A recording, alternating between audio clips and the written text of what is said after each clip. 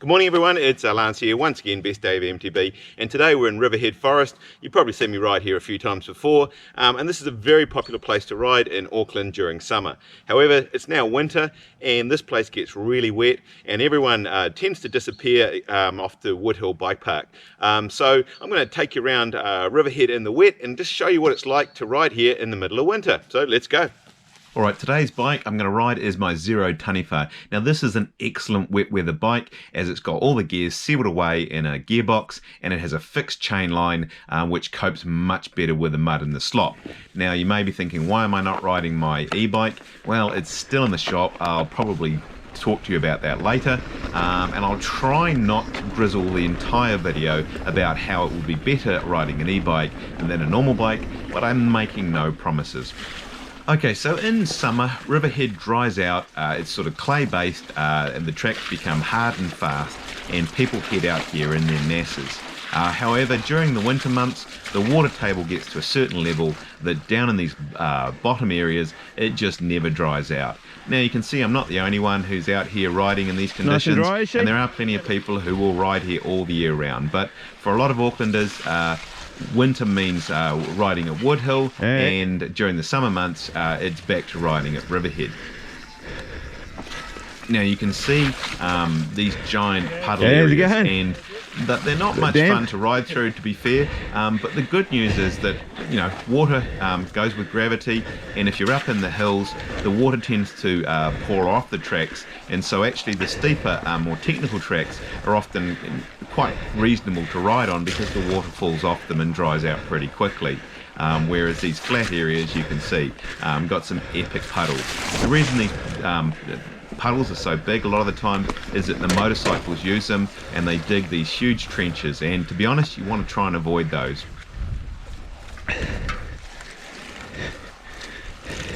Now it is a lot more work cycling in these conditions. Maintaining traction is really hard work, and just pushing through the mud is a lot more work than it is when it's dry.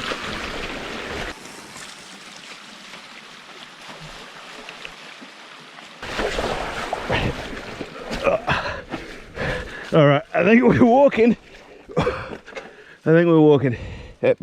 Ended up doing quite a bit of walking on this ride. Haven't done much walking lately since I've had the e-bike. Oh damn, I mentioned the e-bike thing again, didn't I? Alright, I won't do it again, I promise. Oh dear, this bit looks interesting. What do you reckon, guys? I think walking might be the best option. Wouldn't mind trying it on the e-bike. Whoa! I'm gonna whoa. Okay. All right, no worries.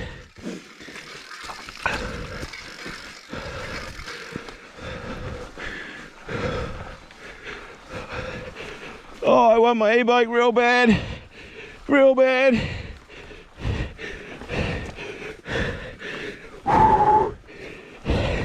Oh, I've just been charging up here on my e-bike.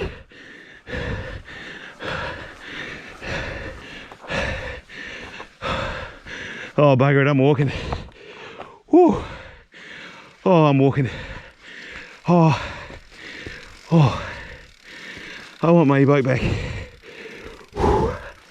Okay, so I mentioned the e-bike thing yet again. I'm sorry, I can't help it. This is definitely the last time, won't mention it again.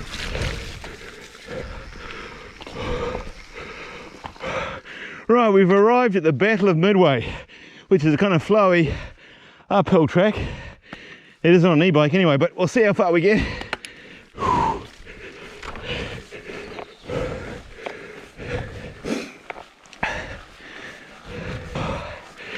As once you get up the hill a bit, I guess the water drains off, and it's actually not too bad. It's just down in those valley bits that all the water pools. Saying that, apart from puffing like crazy, the old back tire just skid a little bit, sort of, you know, making you have to put in extra work. Now, I'm proud to say that I actually helped build this track. There was a working bee on and a huge crowd turned up, and it was an amazing thing to be part of. This whole track was literally built in one day by a huge gang of people. It's really nice riding a track that you've had a hand in building. It just feels as though you're sort of part of the trail network, so to speak. I rode most of it. It's a pretty good gradient back up the hill. I did skid out in a few places. My excuse is that my rear tyre has seen a much better days. I actually took this bike to Whistler last year. You can see I've just skidded out here and didn't quite get up, but I gave it another try and made it. But yeah, I went to Whistler, and if you've ever been to Whistler, it just eats tyres. And being a cheapskate, I haven't put a new tyre on the rear, so it's missing most of the big knobs on the outside. And so yeah, it didn't have the best traction on the day. But anyway, it was okay. There you go. You see, I got up okay with another try. If you do get a chance to ride this track, it's a really good way of sessioning some of the cool new downhill tracks, and it's just a nice gradient to get back up. Easier in summer, as I say. It's that little bit of extra work in winter. She's a bit sloppy here.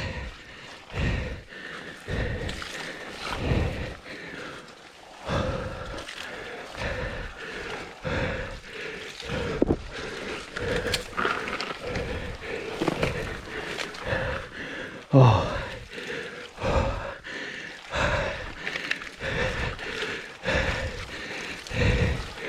Oh, I'm walking the last bit, eh? Oh, look at that slop. Now, I'm not going to lie to you, on the fun scale, that sucked. Got up there, rode all of it, well, nearly all of it, well, most of it. On an e-bike, that would have been about the 7 out of 10 on the fun scale. On the pedal up bike, I don't think it registered on the fun scale. Maybe on the achievement scale it might be up there at about a 7. But anyway, let's go and see if we can find some downhill and have some fun now. Okay, it's safe to say I'm not getting a lot of traction out of that tyre. Alright, we're starting with a track called Rehab, which comes off another track called Ian's Knob. Now this is a really good fun downhill track. It goes down to the bottom, and then you can come back up the track, the Battle of Midway, which is the one we've just come up, and makes a nice little loop if you want to session some of these tracks up here. Now today I'm on my Zerode Taniwha. This is an awesome bike for going downhill anyway, and one of the things I love about it, especially in this wet weather, is the single chain line. When you get home, the jockey wheels and the cassette and the derailleur aren't all full of mud, and the thing runs silently even in the mud. It doesn't make that horrible grinding sound that you get with like a 12-speed cassette. Okay, Lance, so where's your e-bike? Where's the Levo? What's happened to it?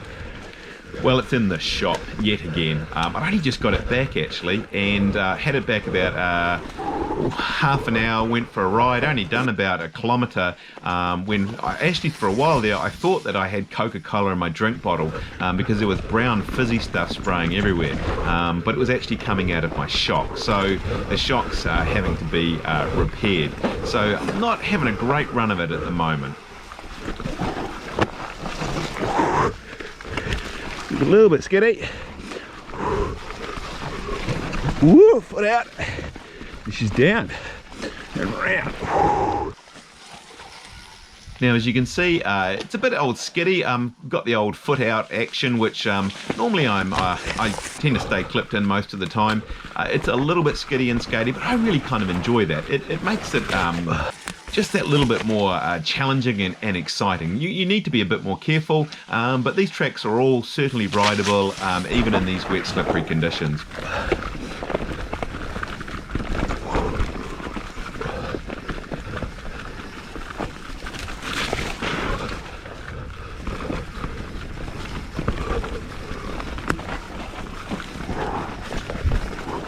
Well, and that's the end. Whew. That was good fun. Alright, I was throwing a little bit of a sad there for a minute. I was getting cold, getting tired, getting grumpy, so I've found a bit of sunshine, I've had something to eat, I've climbed up the hill, and now I'm going to go down Cheese Grater because that's always a fun track, and that should put a smile back on the dial. So anyway, let's go do that now. Now you may be thinking, Lance, you've only done one track, how can you possibly be tired? Well, when you're making these videos, every time you see me ride past, I've had to stop and set the camera, and then I have to go and retrieve the camera and do it all again. And worse, sometimes I have to push the bike up the hill to ride it back past the camera to get the opposite view.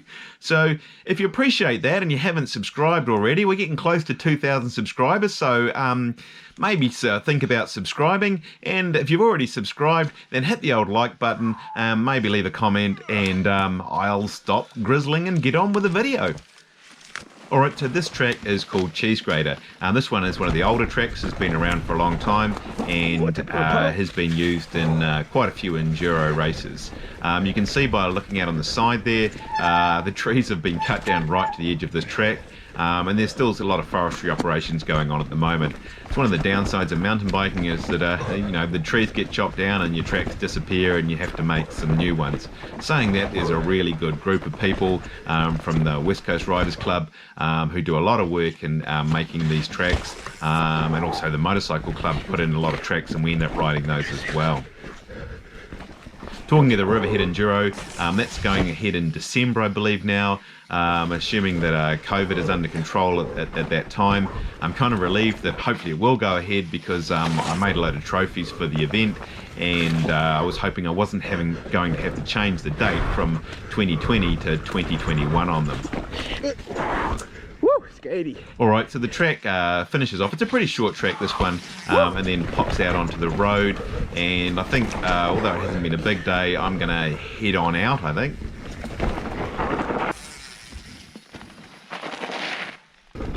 Alright, this is me coming down a track called Gravel Road, back down to the car park, and I'll just leave you with one piece of advice before we finish.